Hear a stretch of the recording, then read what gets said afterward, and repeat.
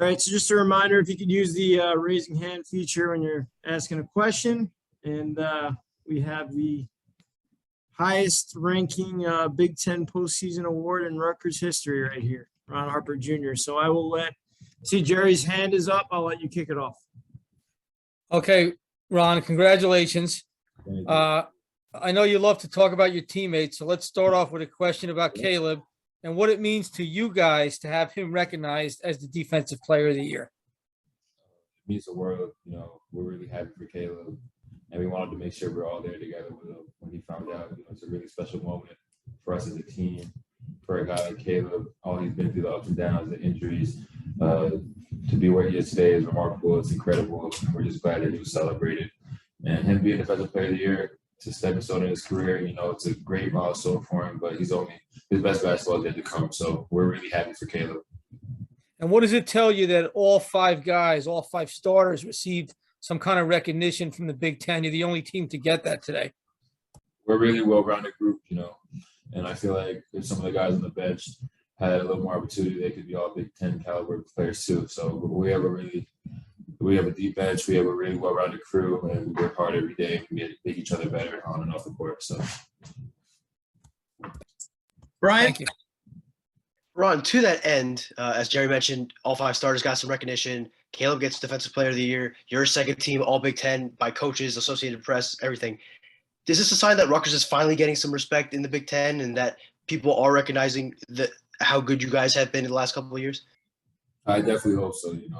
We're definitely sweating for the Caleb for Defensive Player of the Year because kind of has a weird way of not going in our favor sometimes. But yeah, we've had a great year. It's good for all five guys to be recognized like that, and it just shows how as a collective group how well we work together and how well we play together. So hopefully we're gaining respect, and we're looking to gain a lot more respect. We got a lot of basketball to play. Chris Eisman. Ron, what's the feeling of the team like going into Indianapolis? Obviously, having gotten the double bye. I mean, what are you guys kind of feeling right now and thinking about as you head out for the Big Ten tournament? Well, we feel good. I feel like going into the Big Ten tournament, we got to look at ourselves as an underdog because I feel like no matter who we play in our first quarterfinal game, we're going to be looked at as an underdog. So just going there with an underdog mindset and us against the world kind of mindset, we'll try to win the Big Ten championship. One thing the guys need to realize is that we weren't too many games away from a Big Ten regular season championship. So in the postseason, let's go get a Big Ten tournament championship. Aaron Brightman. Ron, congratulations. Just wanted to ask, in terms of having these extra days to rest, how important is it, with the grind that the end of the season has been for you guys to kind of get your legs back and mentally reset now that, really the grind of March is here? We're definitely grateful to have those extra days off. That's not we haven't had the pleasure of having that the past couple of years I've been here. So it's definitely gonna be good for our legs, good for how our bodies feel. And it's important, like you said, we played a grueling end of the season schedule, and those last 10 games we played truly was a gauntlet. So we might be a little worried. We might be we're down a little bit, but we get a couple extra days of rest, so we earned that playing in the best conference in basketball. So we're going to keep showing up to practice. Again, we're trainer rich and keep ourselves healthy and going to Yankee real fresh. Brian? On a personal level, like I mentioned before, you're second team All Big Ten in pretty much everyone that voted. What's it like for you to get that recognition and be among the top 10 players in the Big Ten? It's cool, but I would say, guys, it's never about me. But I wouldn't be in this position without my coaches and my teammates. They put me in those kind of positions to be recognized like that, and I'm truly grateful for them. But it's never about me, and I'm just happy that we finished fourth in the Big Ten. So if I could sacrifice that individual accolade for first place, I definitely would. Jerry, you got one? Yeah, I do. Ron, have you ever met Quincy Doobie? You're the first Rutgers player to make first or second team since Quincy Doobie. Have you met him, or do you know anything about him? Yeah, first time I met Quincy Doobie was after we beat Miami my freshman year. But ever since that, he comes around every year, comes to practice, a couple of games. So me and him have good conversations, and he's giving me a lot of good advice. So great guy. Obviously, he's tremendous. I mean, the shooter and the running one-hander was legendary. I'm sure you've seen a couple of highlights. Yeah, definitely. Being a New Jersey kid, I definitely saw that highlight. Ryan Dunleavy.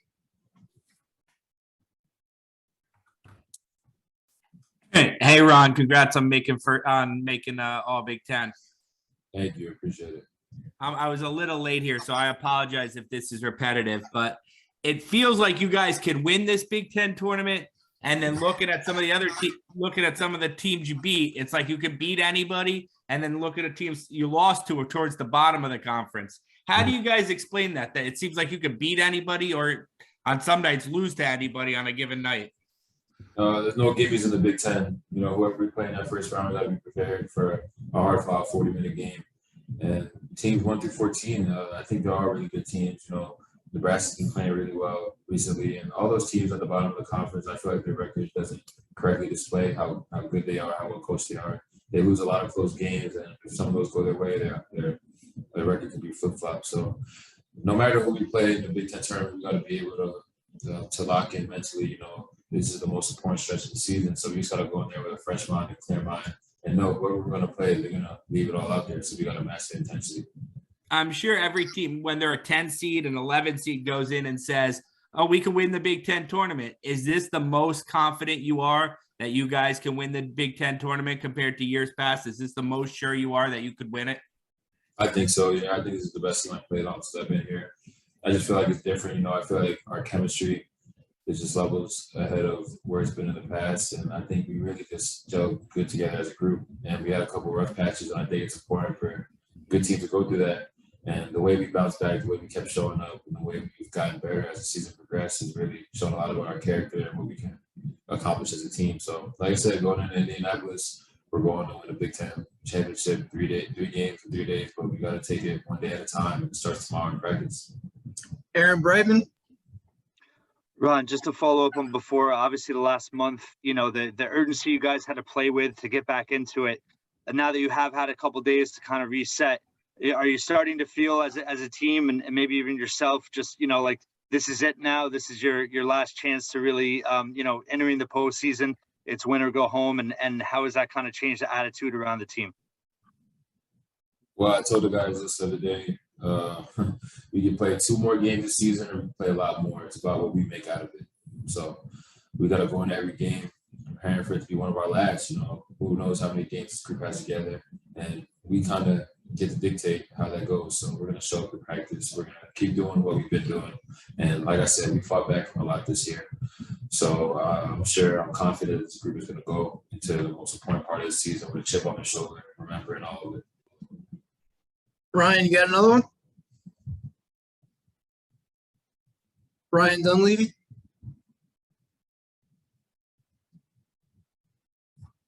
Nope. No, I'm good. Sorry about that. No worries. Everybody good with Ron? Thank you, guys. All right, Appreciate guys. it. Thank you. Have Thanks a good lot, day. Ron. Congratulations. Thanks, Ron. We'll be right back with Geo Baker. Thanks, guys.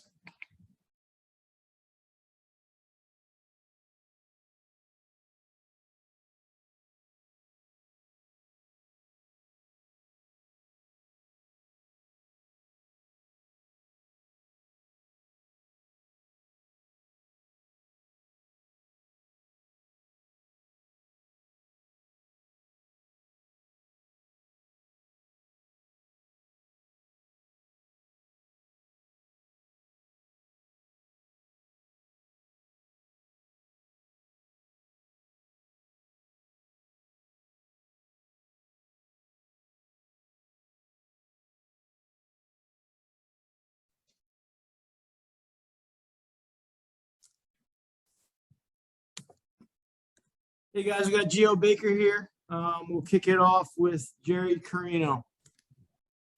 Hey, Gio, congratulations on all the awards today.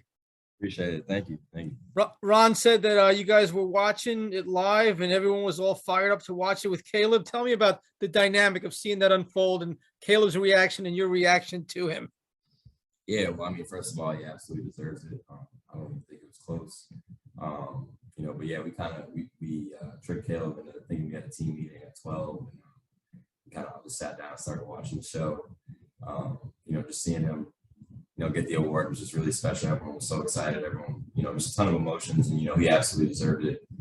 That kid's, you know, grinded through everything, through injuries, through, you know, mental stuff where, he's, maybe not shooting the ball well, people coming at him, all that stuff, everything, he just fought through it all and, found a way to win that award. So just super special for him. We're all just super proud of him. And what's it like for you guys to have all 5 guys recognized? You're the only team that had that from the Big Ten today. Yeah, I mean, I think it just shows, how good of a team we are, how special of a unit we are, all the chemistry that we have. And, we have a real good veteran group. And, guys like passing to each other. So, one day it's one guy's day and another day it's another guy's day. And, that's the special part about our team. Ryan? Geo, bouncing off that, you guys got 5 guys honored. Caleb wins the Big Ten Defensive Player of the Year. Ron gets second team, you get third team. That's a lot of honors, obviously. Do you feel like Rutgers is finally getting respect from the Big Ten, which I imagine when you got here and the beginning of them being in the league, that wasn't as prevalent as it is now? Yeah, I think so. I mean, I think you have to earn your respect. And, 12 wins and in 4th place in the conference, we definitely earned our respect. So I think it's definitely there now. I don't think anyone, really looks at Rutgers the way they used to, how they used to talk about Rutgers for sure. I think that the perception has definitely changed. And, but again, we had to earn that. That wasn't just given to us. Aaron Brightman? Geo, congrats. Just in terms of now that you have senior day behind you, you've had a couple days, a couple more days to kind of reset. How's the mindset of yourself and this team kind of changed now that you're in the postseason and it's a win or go home situation? Yeah, I mean, I don't know if it's really changed. When you think about the last 2 games of the regular season, it was kind of win or go home too. That's kind of how I was thinking about it. So, I think we've kind of already had that mindset, but we want to win a Big Ten championship. So we feel like we're in a good position to do that. So we're just going to lock in on scouting report on whoever we're playing against and, do our best to, make that happen. Ryan Dunleavy? Gio, do you feel like you guys are in the NCAA tournament, or you feel like you need to make some noise here in the Big Ten tournament to sleep a little better at night? I mean, it's really out of our hands. It's hard for me to say. Obviously at the end of the day, it's up to the committee. I think when you look at all the awards that our guys got, I think it'd be hard to leave us out of the tournament just because, we have the Defensive Player of the Year, guy on the second team, a bunch of guys get honors. I think that, it's an entertaining basketball team and, we've shown that we can beat good teams. But, right now our focus is just, getting to the semifinals of the Big Ten tournament and then to the championship and then winning. So that's all we can control, just control what we can control. We can't really, we have no say in it. So, Chris Eisman? Oh, go ahead. Sorry, G. I was going to say, I'm sure in past years, I don't know what the seeds were, but if you guys went into it as a 6 seed or an 8 seed or a 10 seed or whatever it was, I'm sure you would have sat here and told us, yeah, we can go on a run and win it. I don't know. Did you really believe that as much as you believe it now? Is this the most you've ever felt like Rutgers could win the Big Ten tournament? If you know me, then you know that I'm always confident that we can win it. So, I'm always confident in myself and in my team. And this year's no different. I feel like we have a good chance to go win it. Thank you. Chris Eisman? Gio, Ron was saying that you guys are going to go into this kind of with an underdog mentality, even as the number 4 seed in the double bye. I mean, what is it about this team that kind of thrives on that role and that you guys kind of want to keep that going into the Big Ten? I think it just has to do with our past, not just at Rutgers, but before Rutgers. I think that that's just the identity that we've had, all our lives, not even just through college. So I think that that's what we're used to. That's where we're comfortable. Just that little edge, that little chip on our shoulder. So, we try to have that as much as we can. Jerry? Gio, it seems like a million years ago, you were in Madison Square Garden as a freshman lighting it up, right? What do you remember most about that? And how much did that sort of lay the groundwork of belief that something like this could one day be possible? Yeah. For you. That place, it was just special. That moment was special. For me, what I remember most was the Purdue game, just because it was such a high level game, even though we lost the game. Like that was like the first loss where, all you guys, all the reporters were just coming in like kind of happy. Like, damn, you guys did this, did that. Like, this is crazy. And I'm thinking in my head, like, damn, we just lost. Like, and everyone's kind of happy right now. Like, the vibe is good. So I think for me, I always had belief that, we were going to break through and we were going to be something special. But I really think that Madison Square Garden kind of gave everybody else belief, because like I said, like you guys were happy, the fans were happy. And I remember coming back to Rutgers and like people were giving us praise and I'm like, dude, we lost. Like just so I feel like it kind of changed like the outside perspective. I think that's kind of where the groundwork got laid. But for me personally, I mean, I always believed in Coach Pikel and what we were going to do. Thanks a lot. Ryan, you have another one? Yeah, Gio, there are probably some fans who haven't, college basketball fans who don't follow the whole course of the regular season. How do you explain your guys' season? Like, how does a team beat the number one team in the country, win 4 in a row against ranked teams, but also have a loss to Lafayette and to some of the lower seed teams in the Big Ten? How do you explain your guys to somebody who's just tuning in to college basketball? I mean, I think you just explained college basketball. I think a lot of people on the outside don't understand how hard it is to win in college basketball. If you don't have the right mindset, if you're not locked in, if one thing is not going right and the other team may have the game of their life, you just have no idea what could really happen. And that's why March Madness is so special too, because, it's just one game elimination. You have no idea what could happen. But, there's just a lot of preparation that goes into games and, college basketball is just it's a tough environment. It's hard to play. It's hard to win. Winning is not easy. So I would say that that's really the explanation right there. Yeah, I mean, you can only, again, control you can control. We took those losses and we learned from them. We could have easily laid down and, just said, oh, the season's over, blah, blah, blah, because that's what everybody else was saying. But, we have a great coach who understands the ups and downs of basketball. And, we have great veterans who also understand the same thing. We've been through losing streaks before as a team. And, we understood that and we just tried to fight back as best we could. Everybody go, Gio?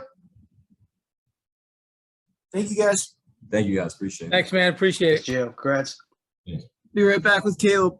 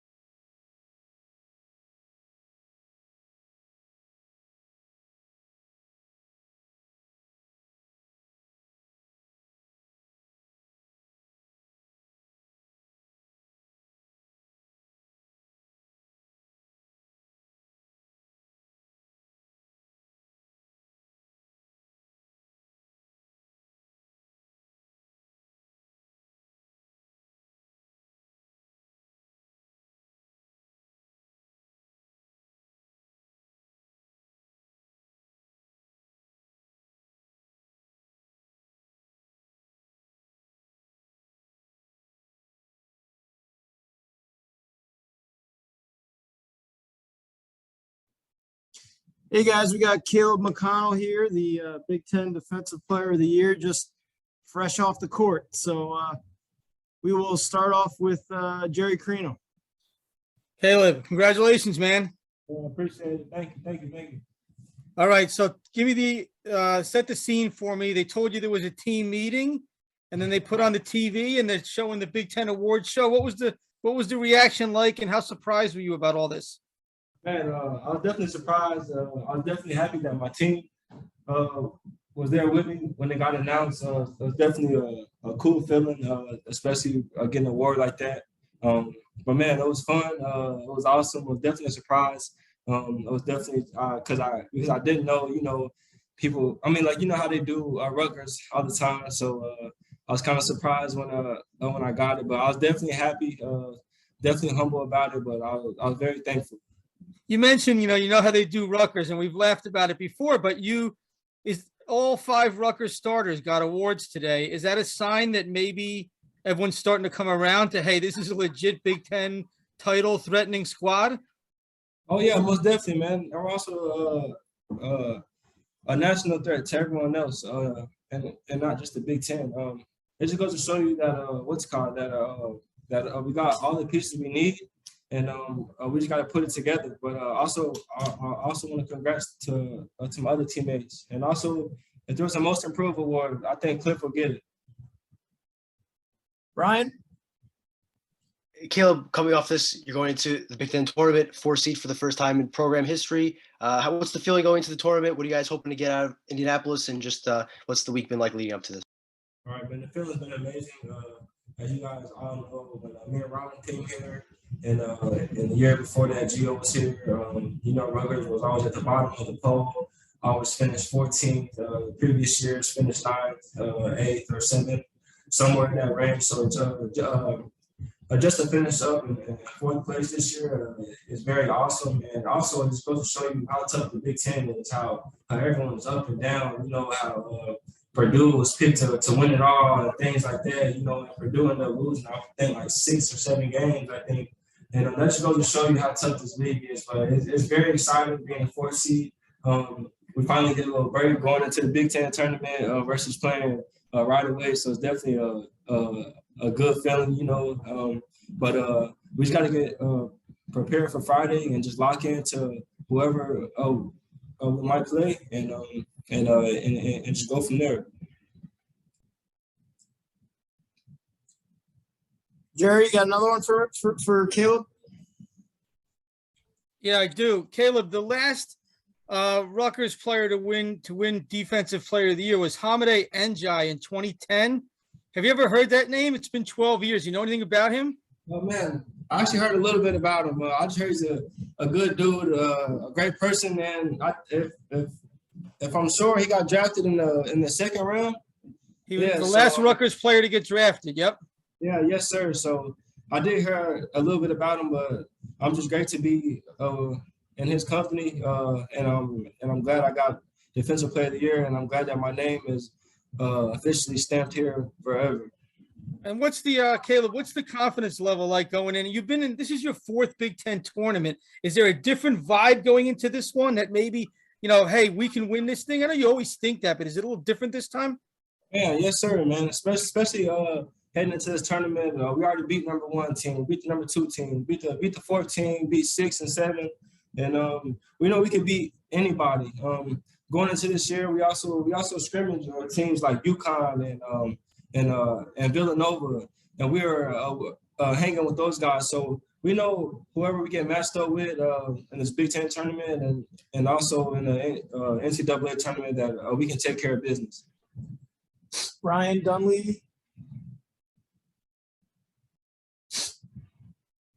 I got 2 for you, Caleb. Congrats on winning Defensive Player of the Year.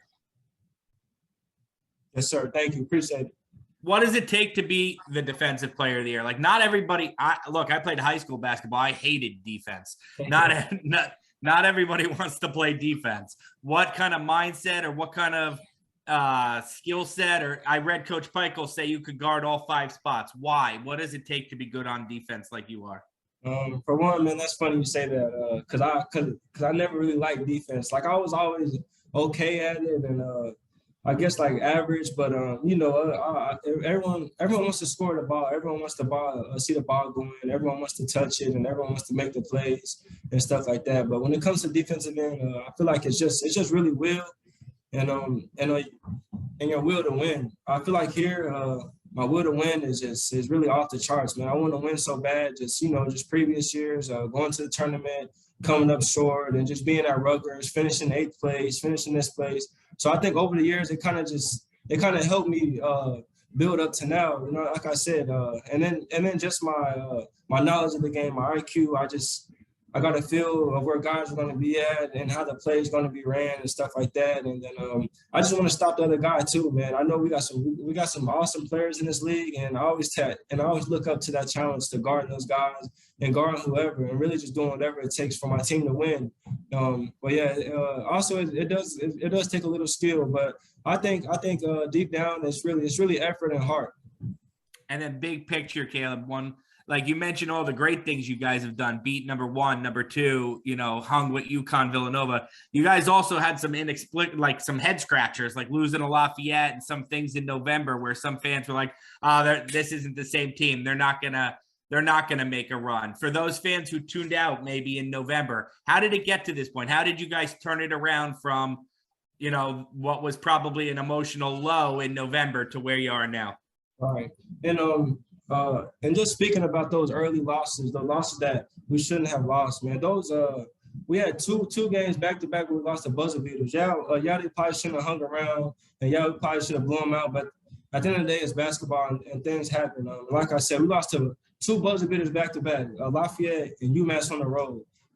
But now I think we're at to the point, which during that time we knew we had to get better. And we knew we had things to work on. And like I said, we have four vets on this team, and the rest are young guys. A lot of those guys haven't been in the same situations that me, Ron, and Geo and Paul have been in. So those guys needed time to experience those things and experience to know what it's like to play in the Big Ten, and also just to play against other teams. And mind you that we weren't playing in front of a crowd last year. So, things were a little bit different coming into this year, but I feel like we figured it out. Everyone figured out their roles. And I feel like this team did an awesome job of just improving every day in practice, man, it's tough, man. Basketball games are tough. You see teams all the time that win that aren't supposed to win at all. And it just happens. I feel like it's basketball, but it's up to the players and coach to figure it out. And I feel like we did a great job of that. Thank you. Chris Nowalski, last year for Caleb. Hey, Caleb, congrats on winning the award, man. Thank you, man. Appreciate it. No problem. Were you surprised that you won, or how do you feel like you stacked up against the rest of the league in terms of, the defensive award? I was surprised. Just because I was reading some things that I might not get it, and just like I mentioned earlier, just how previous years how they did Rutgers, how I feel like the media does Rutgers, but I just shout out to my staff. The staff here, they did an amazing job of just pushing that out and putting the world on notice of how I defend and how I can cause pressure on the defensive end. And I feel like our staff did a great job of that and just trying to put the whole America on notice. So shout out to them. And to them, like they were pushing the media stuff out like I was going to win Player of the Year or things like that. So I was definitely happy, man, just to see that. But also it came down to my work too, man. The work shows you, the stats show you. I feel like I make a huge impact on the defensive end. I feel like that's why I won the award. It's really not no other guys guarding like that to me. I'm 6'7" and I can guard whoever. And I just disrupt the offense. And I feel like that's why I got picked Defensive Player of the Year. And also I feel like I'm National Defensive Player of the Year as well. Anybody else for Caleb? All right, guys, we really appreciate it. Thank you so much. Yes, sir. Thank you, guys. Thanks a lot, Caleb. Congratulations, Caleb. man. Thank you.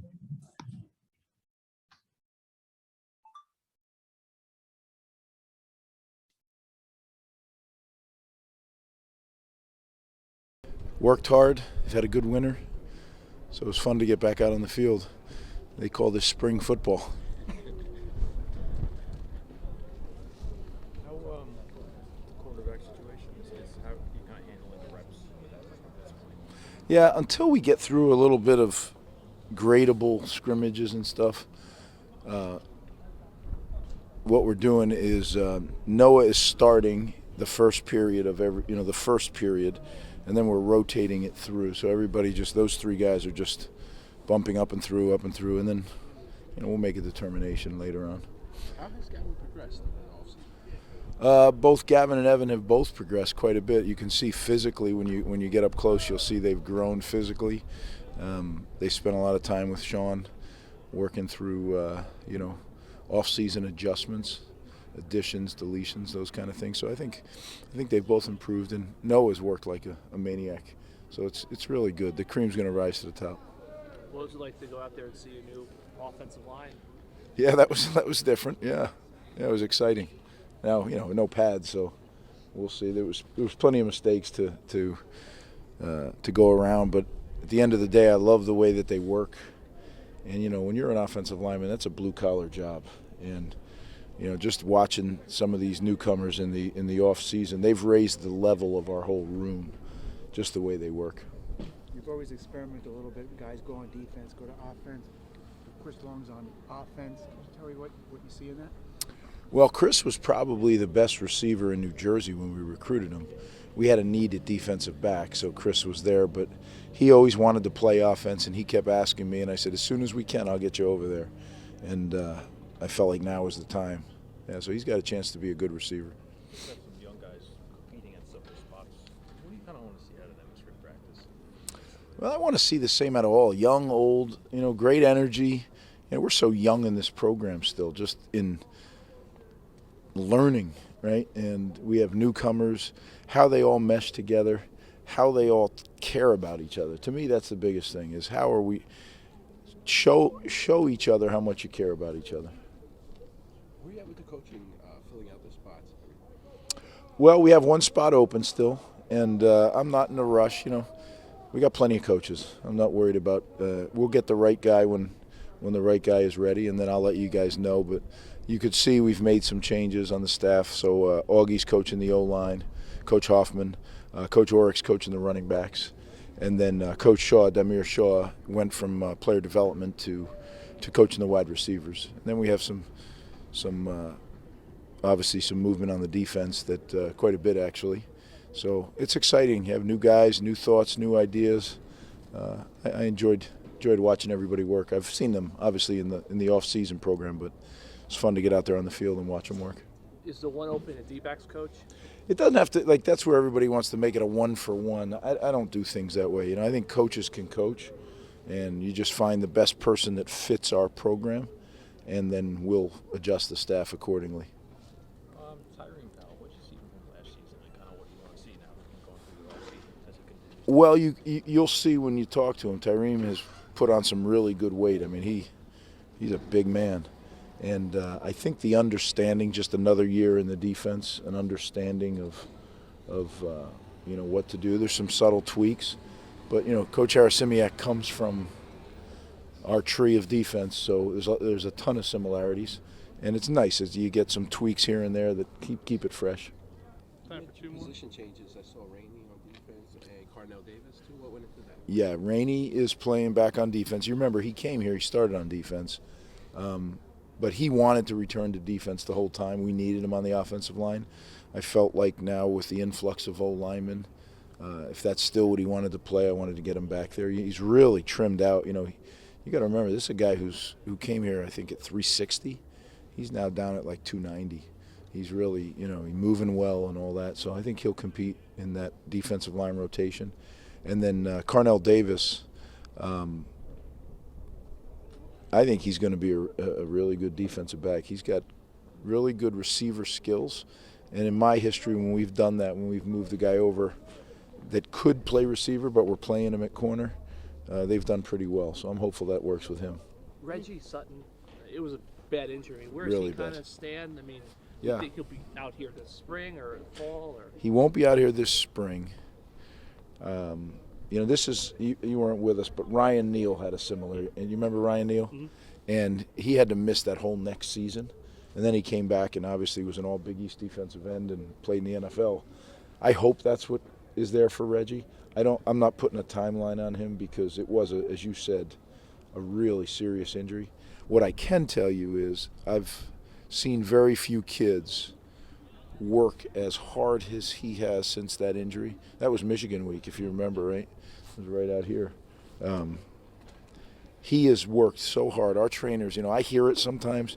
I almost cringe as I walk through because it's painful to get an injury like that rehabbed because you're dealing with so many different things. If it's just one ligament, you know how to do it.